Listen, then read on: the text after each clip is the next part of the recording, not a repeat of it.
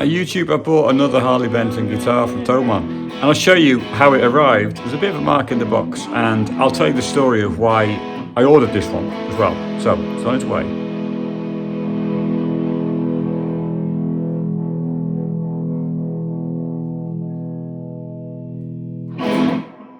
I'm pretty sure Tomon didn't send it quite like that, so I'm curious as to know what's the condition is. The rest of the box is fine, but that dint is a bit serious. The use of the double box shouldn't be a problem. And the story of why I ordered it, I'm going to have to undo these and staples, and then I'll tell you when it's open a bit more. So the staples are open, okay. And the reason why I was so tempted by this B stock model, I'm really happy with Tomon's B stock models, is that guy, well, you know of him, Noel Gallagher. It's all his fault that I ordered this guitar. Definitely. It must be all his fault. Because he was, you probably seen the interview on that pedal show. That's the label. That's the box. It looks pretty intact for a B stock packaged guitar. He was on that pedal show, and he had some great sounds and stories. If you haven't seen it, go check it out.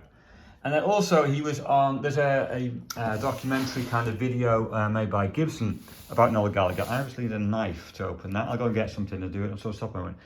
And that combination is what made me think, I want to try a Flying V guitar.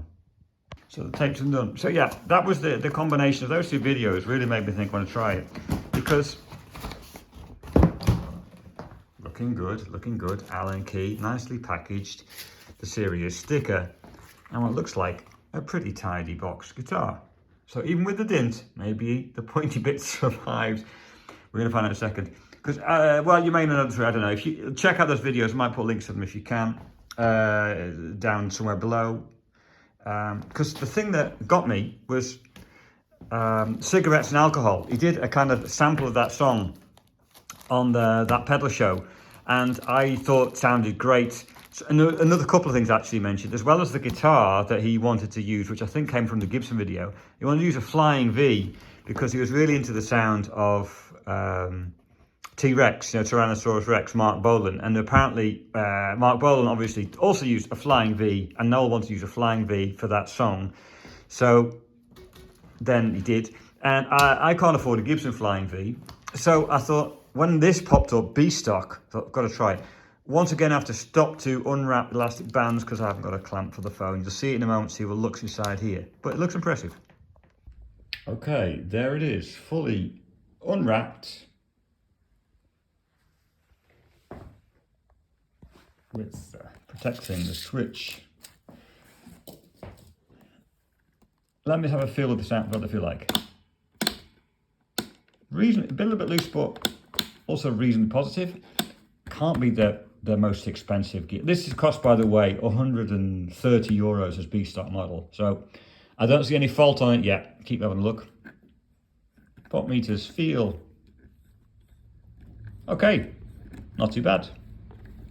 The knobs feel a bit, I think they're metal, but they feel very light metal, to be absolutely honest. It's not the most, well, yeah, 130 euros. I don't expect a huge amount, but at the moment it looks pretty tidy. With this, yeah, what would you call it? How do you describe that kind of tailpiece? I'm not really quite well, it's a V, obviously, but yeah, I've also seen it with a stop bar, but this is copying one of the Gibson models, if you get what I mean. The intonation might be right, but I always expect this to be further back this way. We'll see what it's like in a moment. It has been tuned. Okay. I'm going to have a bit of a closer look at the back of it as well. This is difficult, balancing it. Okay, the back of the headstock, one of the stickers is still on from the back of the tuners. Neck looks fine, no marks, no cracks that I can see or anything across here. It looks very tidy. The back looks flawless because of the gloss, you can see pretty well. The ferrules, which is kind of used for the strings, look to be perfectly tidy. I don't see why there's a B stock. Honestly, maybe the person couldn't get used to the shape. Who knows? Let's plug it in and see what it sounds like.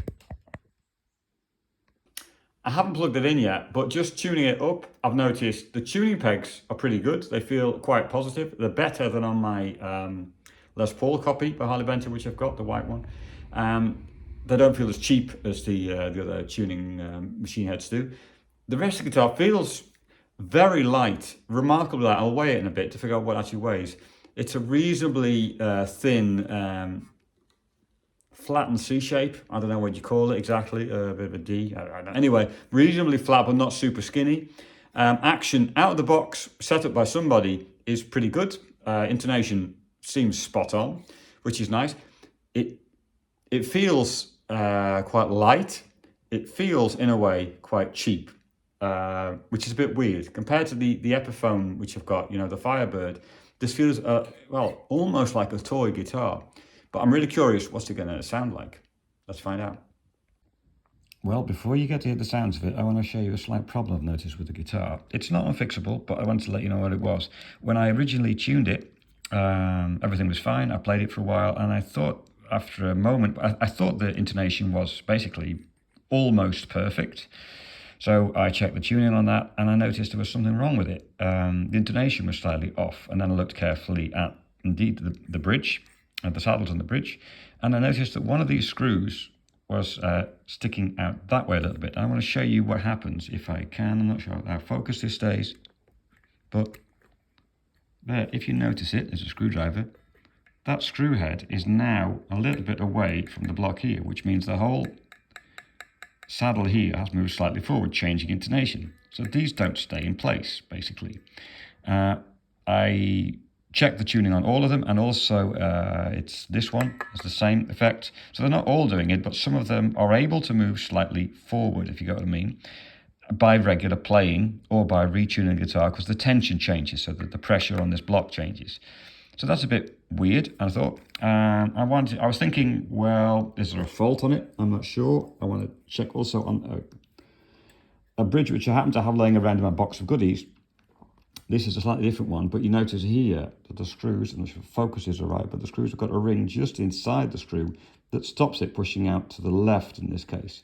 So what I'm thinking of doing is checking how stable is it. If it's not stable, I'm going to replace it probably with this bridge unit, which has got these rings in place. So that is not great, to be honest. I know what's happening, and I notice it, and I can deal with it. I can't think of an immediate other fix apart from replacing the entire bridge, because it's obviously a bit cheap. But if you're not familiar with this kind of stuff, you might think this is a bit of a problem. So now you do get to hear some sounds of the guitar plugged into that Fender amp, and then maybe later on the Vox amp as well, you get a different sound of it. The Fender, a mate of mine built that from a kit. Sounds great. When I turn the guitar on, it's on a tuning pedal.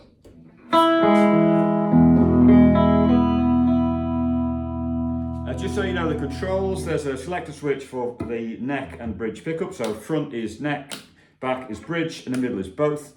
Of two volume controls, one for neck, one for bridge, which is really nice. In the middle, you can take roll off a bit of the top end by taking this pickup, or the other way around. You thin it out a bit by taking this one down, and a master tone control. So it's nice sounds. There's a snare rattling in the distance.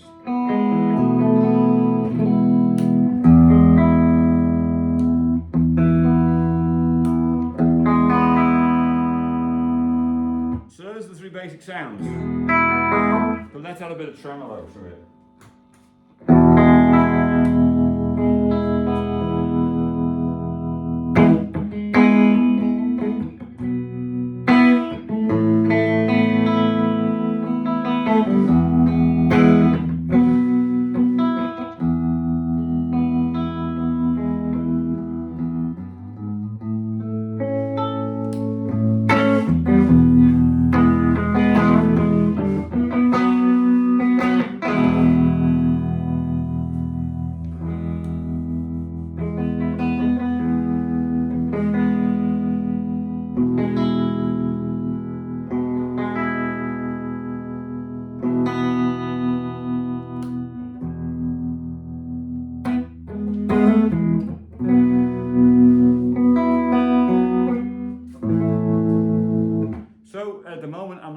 pickups. I like the separate sounds of the neck and the bridge, if you get what I mean, with the tone control. You can really make some nice adjustments with it.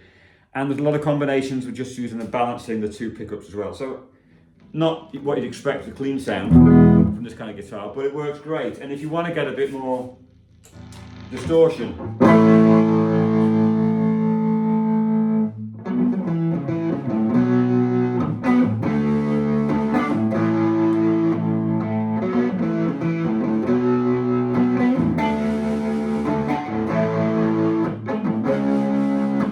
well, it goes there.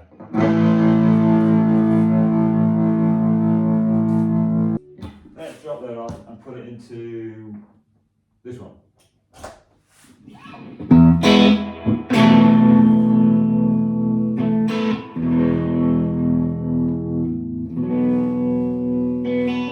This is the Vox, no boost on it.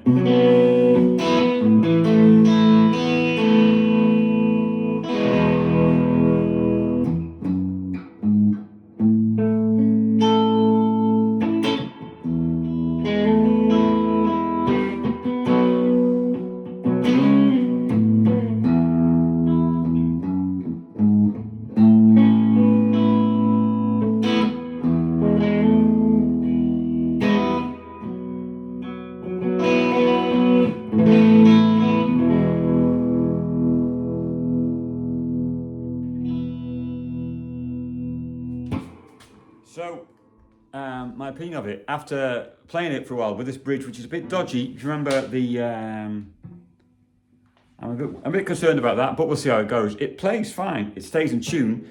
My idea of it being a bit like a toy guitar, I'll come back from that. It's light, it's nice, and it's loads of fun to play, and it sounds good. So what's not to like? I don't understand why it's a B stock. I honestly don't see any blemish on it whatsoever. So thanks once again, Tomon, and bye for now. See you the next time around. Bye.